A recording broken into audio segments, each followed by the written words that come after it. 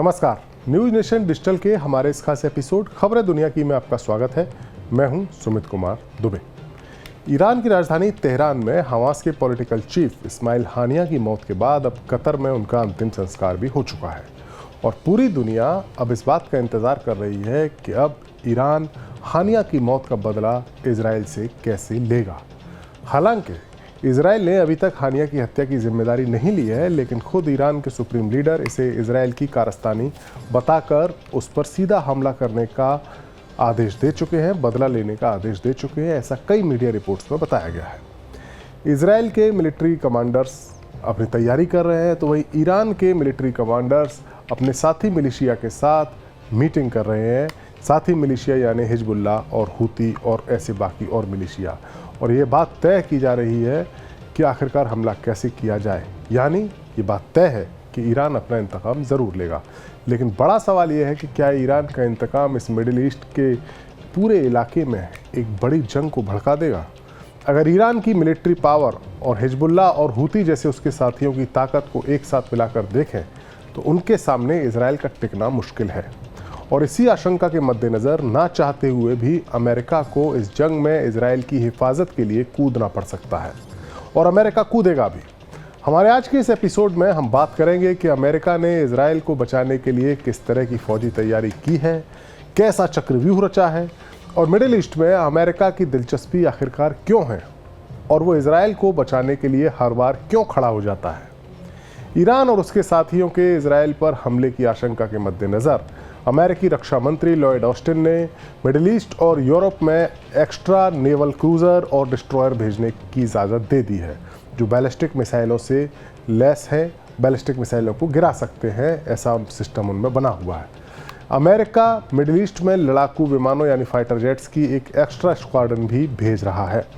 Pentagon यानी अमेरिकी रक्षा मंत्रालय की ओर से जो बयान जारी किया गया है उसके मुताबिक इस एक्स्ट्रा तैनाती का मकसद अमेरिकी मिलिट्री की सिक्योरिटी को मजबूत करना और इजराइल के साथ डिफेंस कोऑपरेशन को बढ़ाना है। ये सुनिश्चित करना है कि अमेरिका किसी भी हालात का जवाब देने के लिए पूरी तरह तैयार रहे।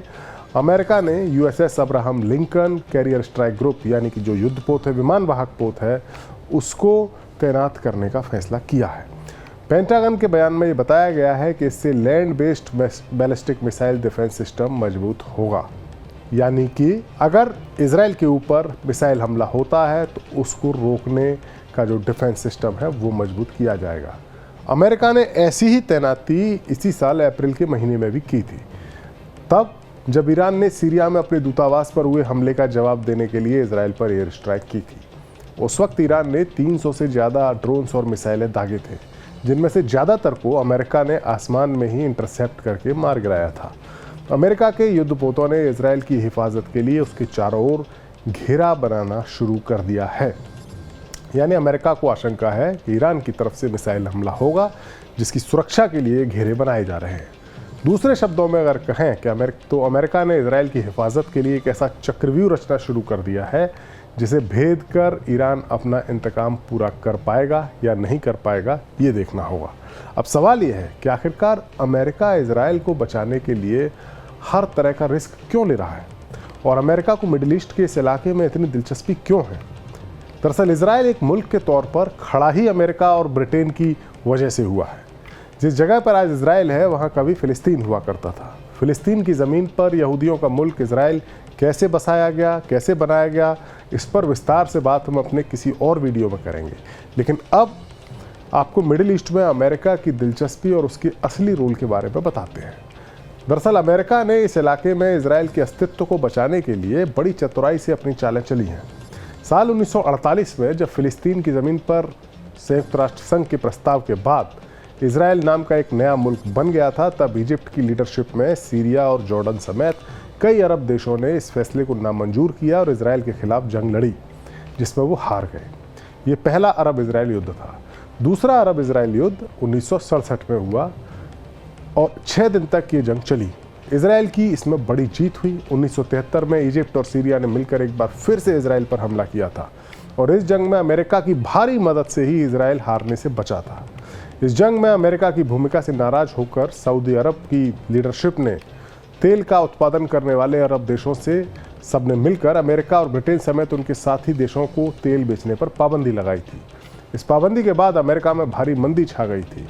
उस घटना से सबक लेकर अमेरिका ने इस इलाके में अपनी रणनीति को बदला और इजराइल के खिलाफ जंग लड़ने वाले उसके दो पड़ोसी देशों इजिप्ट और जॉर्डन के साथ उसकी परमानेंट संधि करा दी, यानी समझौता करा दिया।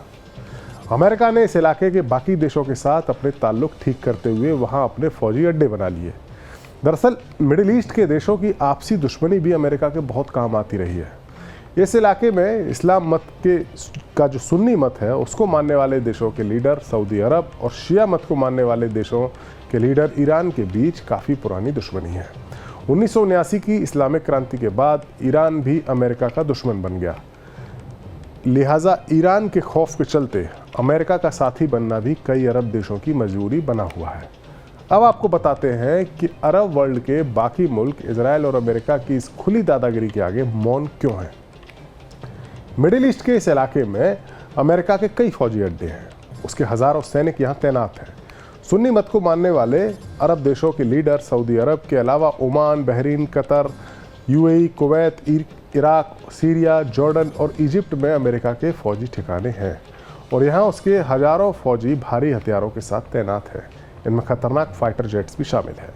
यही नहीं, मिडिल ईस्ट के कई अरब देशों की फ़ौज के पास मौजूद ज़्यादातर हथियार भी अमेरिका या उसके नेटो सहयोगी देशों से खरीदे गए हैं। ऐसे में उन हथियारों का मेंटेनेंस, उनका कंट्रोल भी अमेरिका के ही हाथ में है। इसके अलावा कच्चे तेल और नेचुरल गैस के खजाने वाले इस पूरे इलाके के इन देशों के लीडर्स और बिजनेस टाइकून्स की दौलत का काफ़ी ज़्यादा इन्वेस्टमेंट भी अमेरिका और बाकी पश्चिमी देशों में है। लिहाजा इजराइल या यूं कहें कि अमेरिका से सीधे भिड़ना उनके बिजनेस हित में नहीं है।